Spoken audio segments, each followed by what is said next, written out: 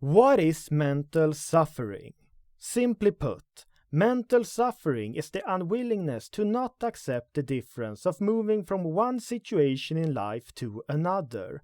Accepting your own current situation is the foremost and probably even the only solution to reducing your mental suffering. There may be many different reasons to why you are being subjected to mental suffering. It may be that you yourself or a relative is being exposed to illness. It may be that you ended up in a wheelchair after an accident.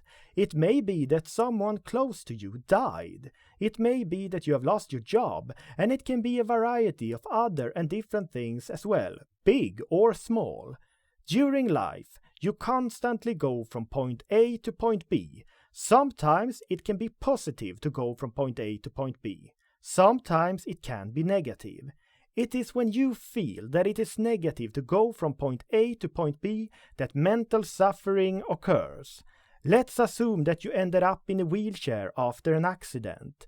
If you previously valued your ability to walk and the freedom that it entails, you will probably feel very physically restricted by sitting in the wheelchair.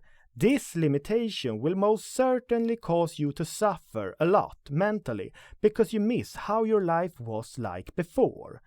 The fastest and most effective way to reduce your mental suffering is to accept the current situation that you are in. Is this easy?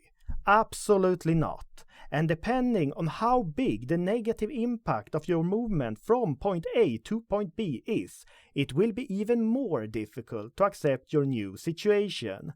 But the sooner you accept your new situation, the sooner you can find your way back to the joy of life, your inner peace, and to live a more rewarding life that creates positive energy to a greater extent for both yourself and the ones close to you.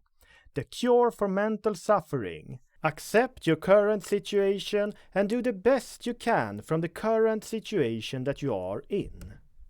By accepting your current situation, you give yourself the chance to create a more fulfilling life.